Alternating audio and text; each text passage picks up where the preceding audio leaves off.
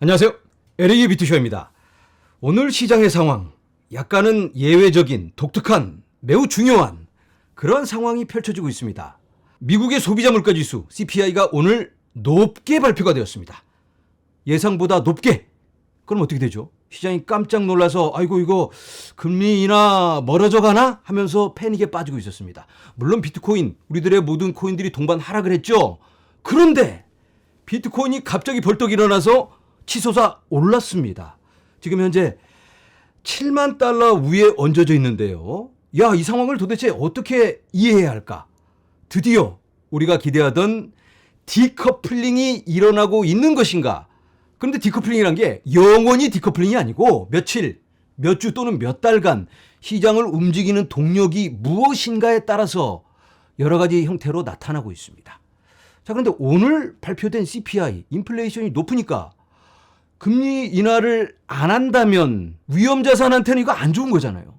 비트코인은 위험자산인가요? 이 부분에 대해서 영상 말미에 심도 있게 다시 한번 나눠보도록 하겠습니다. 자, 먼저 오늘의 CPI 발표. 3.4%가 예상치였는데 3.5%로 0.1% 높게 발표가 되었습니다. 인플레이션이 안 잡히면 금리 인하가 어려워질 수도 있습니다. 지난달 FOMC 녹취록에 의하면 2%로 인플레이션이 낮춰지고 있다. 그쪽 방향으로 간다라는 확신이 생기면 그때 금리 인하를 할 수 있다. 이런 이야기들을 연준의 인사들이 했습니다. 자, 그런데 화면에서 보시는 이 모양은 꺾이고 있는 모양이 아니고 인플레이션이 횡보를 하고 있습니다. 꺾일래다 올라가고 꺾일래다가 올라가래다 다시 꺾이고 그러다가 다시 올라가 버렸습니다. 그래도 뭐 급등하는 모습은 아니죠. 자, 어쨌든 이 모습을 보고 시장이 이렇게 폭락을 했습니다. 그렇게나 안정적이라는 다우존스도 1% 넘게 하락을 하고 나스닥은 0.84% 하락. 장중에는 뭐 1점 몇 프로까지 하락하다 겨우 살짝 살아났는데 비트코인도 이 소식이 발표되면서 급락을 했습니다. 6만 7천 달러 정도까지 내려간 걸로 기억하는데요. 그런데 지금은 다시 슉 올라가서 7만 달러에 얹어져 있습니다. 왜? 이 친구들은 이렇게 빠지는데 왜 비트코인만 다시 벌떡 일어나서 달려가는가? 아, 이게 좀 의아할 수 있겠는데. 자, 시장이 얼마나 위축되고 있는지를 함께 살펴보도록 하겠습니다. 금리 발표가 2주 남았습니다. 이번에 예상은 금리 동결입니다. 96.6% 거의 확정적이라고 볼 수 있겠죠. 6월 달에 발표되는 금리 역시 동결. 83.5%가 그렇게 예상하고 있습니다. 그렇다면 7월 달에는 이때쯤이면 한 번은 금리 인하하지 않을까? 0.25%. 이걸 예상하는 사람들이 37%, 계속 동결을 예상하는 사람들이 57.6%입니다. 그 다음 9월 달이 되면 한 번은 한다. 이때까지 한 번의 금리 인하를 예상하는 사람들이 45.2%로 가장 높아지고 있습니다. 11월 달에 이때까지도 한 번이 가장 높고요. 12월쯤 되면 한 번 또는 두 번. 이게 시장의 예상치입니다. 그렇다면 투자 자산의 가격도 이걸 반영하게 되겠죠. 시장의 분위기가 살짝 위축되면서 이러다가 금리 인하 아예 안 하는 거 아니야? 이런 공포감이 드니까 조 바이든이 얼른 나와서 내가 예측한 대로 올해 안에 금리 인하한다. 이렇게 다시 한번 강조하고 있습니다. 대선을 앞두고 조 바이든은 수단과 방법을 가리지 않고 금리를 끄집어 내려야 하고 인플레이션도 끄집어 내려서 국민들이 아, 이거 우리 훌륭한 대통령님 때문에 우리가 살아났다. 이러한 생각을 갖게 해야 되는데 어쩌면 전략적으로 지금 미리 너무 내리기에는 인플레이션이 아직은 그렇게 심하게 꺾이고 있지 않으니까 제롬 파월과 어느 정도 이렇게 짝짝꿍을 해서 전략적으로 혹시 중후반부터 인플레이션이 꺾이게 만들려고 하는 건 아닌지. 노동통계청하고 조율해야 됩니다.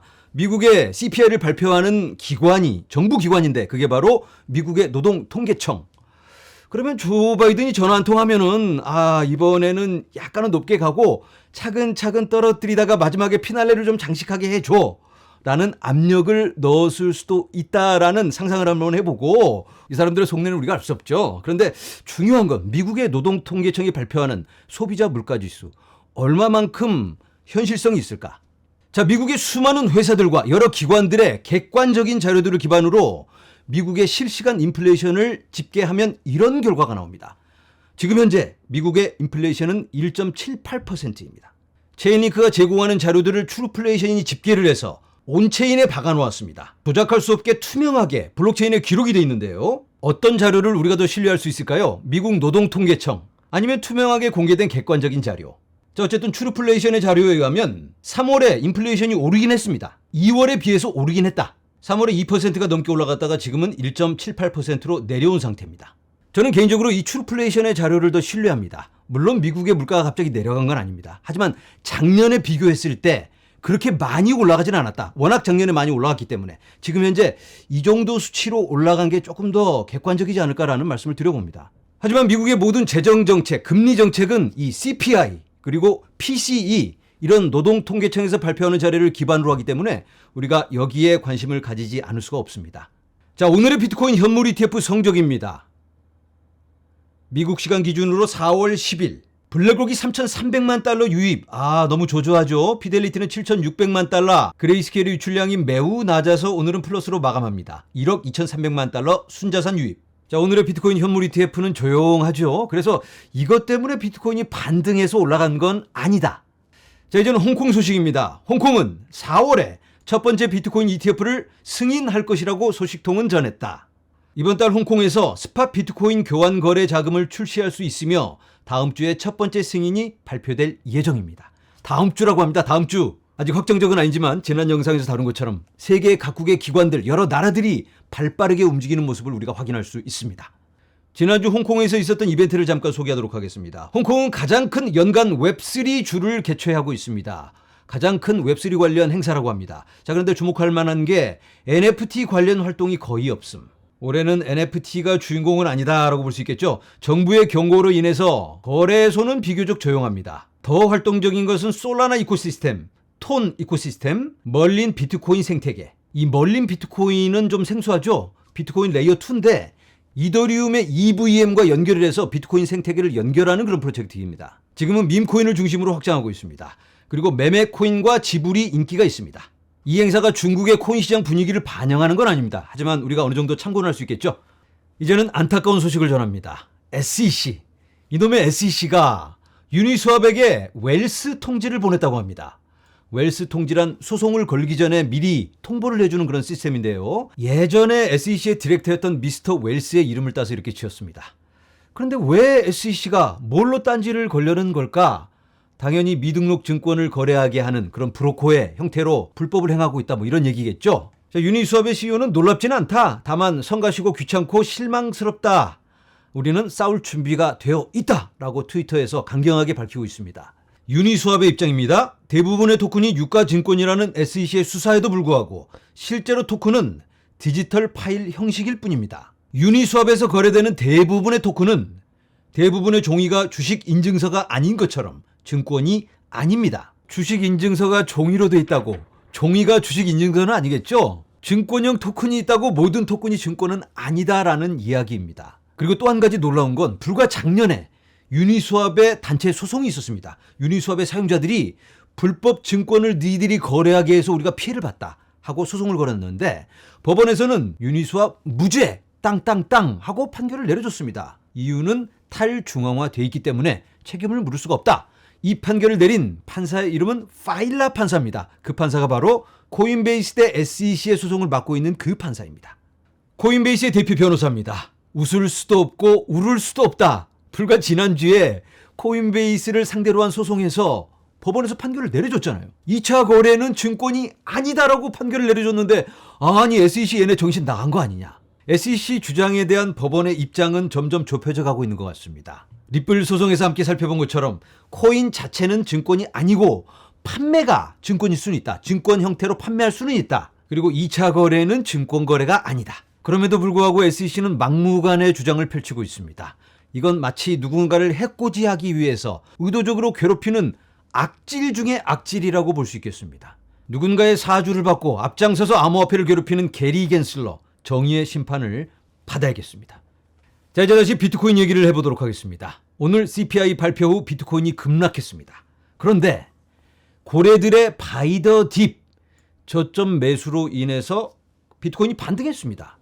자, 비트코인은 위험자산으로 간주가 되어서 금리 발표에 굉장히 민감한 모습을 보여왔는데 최근 그런 모습이 많이 사라지고 있죠. 나스닥과의 상관관계가 이제는 조금씩 줄어들고 있다라고 볼 수 있을까요? 우리들의 추측 말고 블랙록의 설명을 들어보도록 하겠습니다. 블랙록은 비트코인을 어떻게 정의하고 어떻게 만들어 나갈 것인지 그걸 파악하는 게 매우 중요할 것 같습니다. 자, 화면에서 보시는 건 비트코인 인베스터 데이에서 블랙록의 디지털 자산 책임자가 발표한 내용입니다. 자, 이 사람이 이렇게 설명을 합니다. 비트코인은 리스크 온 자산이다라고 생각하는 사람들이 너무나 많다. 대부분의 투자자들이 비트코인은 리스크를 많이 갖고 있는 그런 자산이다. 그래서 리스크 온 자산들은 금리에 굉장히 민감하게 반응을 하죠. 그리고 경기가 불안하면 가장 먼저 이런 위험한 자산을 팔아서 안전한 자산으로 이동을 합니다. 자, 이런 리스크 온 자산에는 어떤 것들이 있을까요? 나스닥 주식 또는 고성장 주식 뭐 이런 것들이 있겠죠. 그러면 리스크 오프는 어떤 게 있을까요? 리스크 오프 자산. 대표적으로는 금, 그리고 미국 국채 이런 것들이 있겠죠. 그럼 비트코인은 리스크 온일까요? 리스크 오프일까요? 아직까지는 리스크 온으로 분류를 하고 있습니다. 경기가 어려워질 것 같으면 나스닥 주식 먼저 팔고 고성장 주식 팔고 그리고 비트코인 팔아서 안전한 금이나 미국 국채 또는 달러를 보유하고 있습니다. 사람들이. 그런데 블랙록은 이렇게 바라보지 않습니다. 블랙록은 비트코인은 리스키 에셋이다. 리스크가 있을 수 있는 자산이지만 리스크가 얹어져 있는 건 아니다. 사람들이 이걸 잘못 이해하고 있다. 리스크 온이란 건 리스크가 붙어 있는 겁니다. 내재돼 있다.